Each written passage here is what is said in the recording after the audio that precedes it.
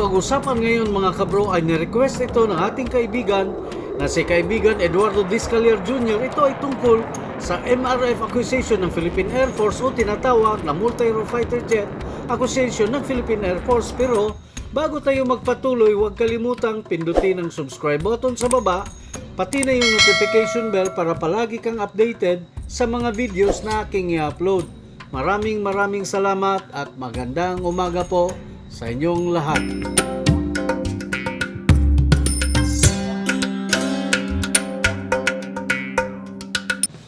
Ang administrasyon ni President Rodrigo Duterte ay may ilang buwan na lang at matatapos na ang kanyang 6 na taong termino sa darating na June 30, 2022 sa susunod na taon. Ngunit sa mga tuntunin ng pag-aaproba ng mga proyekto at pagpapalabas ng mga pondo para sa naaprubahan na proyekto, ang administrasyong Duterte ay may ilang buwan na lang para maalis ang mga proyekto mula sa posibleng maklasify bilang isang midnight deal project. Ang Multi-Role Fighter Acquisition Project ay dapat na mapirmahan ang kontrata nito at NTP o tinatawag na Note to Proceed kasama ang paunang pondo na inilabas bago ang first quarter ng taong 2022. Kung hindi, ang Department of National Defense ay nasa mas magandang posisyon na ipagpaliban ang pagpirma ng kontrata at pagpalabas ng pondo hanggang sa dumating ang isang bagong administrasyon at pamunuan ng DND sa Hulyo 2020. Ito ay katulad sa nangyayari sa Frigate Acquisition Project. Ngunit nangangahulugan ito ng pagbabanta sa pagpapatuloy at pamana ng mga proyekto tulad na ipagpakita din sa Frigate Acquisition Project habang hindi kinansela ng sumunod na administrasyon ang Frigate Project at ito ay binago para sa kanilang pakinabang at sa kabila ng contract signing na ginawa ng administrasyon ni President Duterte, hindi nito pinagtitibay ang sinasabi ni President Duterte na ligasin niya ang proyekto lalo na at mayroong mga press release ng nakaraang administrasyon bago magpalit ng pamunuan na pinipigilan nila ang pagpirma ng kontrata bilang paggalang sa susunod na administrasyon.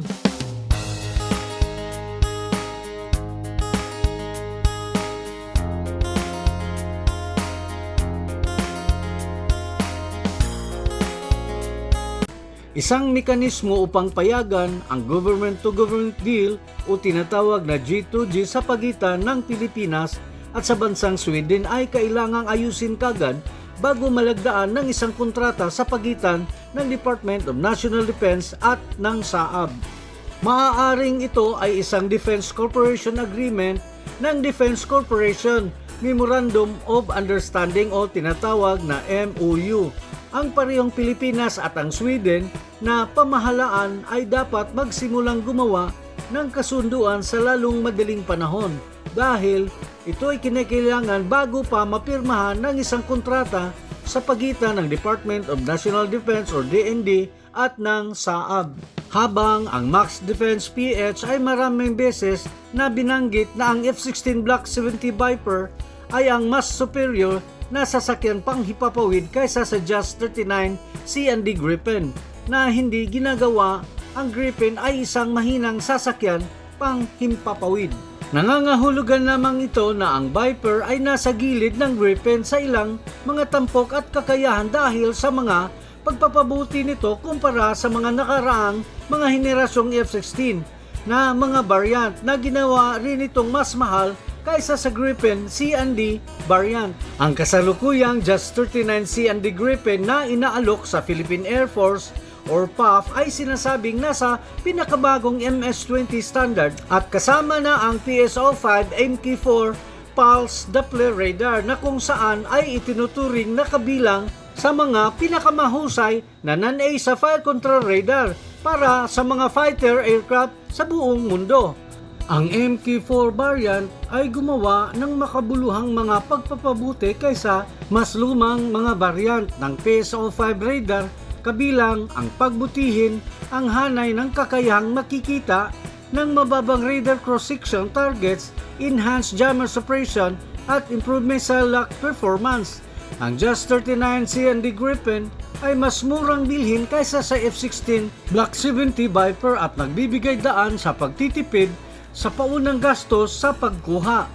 Mayroon pa ring pinagtatalunan ngunit malawak na tinatanggap ng konsepto ng mababang gastos ang Gripen sa pagpapatakbo at mabilis na pag-ikot ng oras, mas kaunting mga kinakailangan para sa infrastruktura at manpower at pagiging simple ng pangkalahatang operasyon. Nadeterminado ang DND o Department of National Defense at ang PAF or Philippine Air Force na isusulong ang proyektong ito bago maging huli na ang lahat.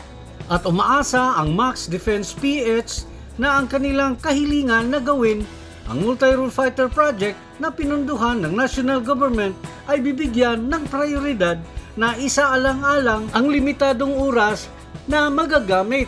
Ang SAAB ay meron silang opisina sa Manila at dapat ding magsumikap para masiguradong ginagamit nito ang lahat ng available na resources kasama ng pagkuha ng suporta mula sa Swedish government para itulak ng Administrasyon Duterte na may sangkatuparan ang proyekto sa loob ng taong ito.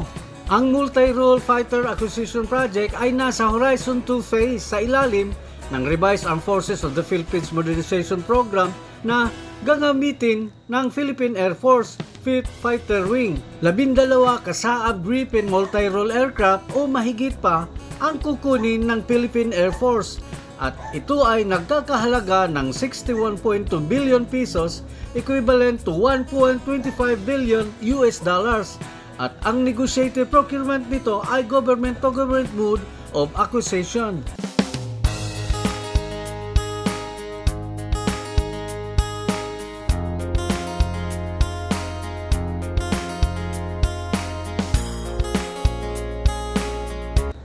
Ang Philippine Air Force Technical Working Group ay ang F-16 Block 70 Viper ay ang kanilang napili noong August 2019 at ang Philippine Air Force ay inaprubahan nila ang kanilang pinili noong September 2019. Tapos inaprubahan din ito ng DND noong October 30, 2019 at dahil sa kakulangan ng pondo ay naisipan ng Department of National Defense na ang SAAB Gripen na lang ang kukunin kasi mas mura ito kaysa sa F-16 Block 70 Viper. Nakatanggap ang MAX Defense PH ng marami impormasyon na nagpapatunay na ang pagpapalabas ng Philippine Air Force Technical Working Group ng bagong rekomendasyon na naaprubahan ng Commanding General ng Philippine Air Force na si Lieutenant General Paredes noong nakaraang Hunyo 2021. Ang Department of National Defense ay sinasabing maghahanda ang pagsusumiti ng proposal sa Malacanang batay sa ino-offer ng SAAB. At bago tayo magtapos, shout out sa ating mga kaibigan na si kaibigang Eduardo Discalier Jr., Nelson Peñalosa Bulante, Jordan Unati, Kicks Imperial, Ferdinand Aridedon from Tabac Guardian, Saudi Arabia, Erwin Lopez, Sani Yabes, Romer Agno, kaibigang Rexon Acuno, Romeo Tabige, Renato Padon, GBY from Kuwait at sa ating kaibigan na si Hopkins Lopez na nasa Saudi Arabia ngayon. Ingat kayo dyan bro. Maraming salamat at magandang umaga, tanghali, gabi sa inyong lahat. Maraming salamat po.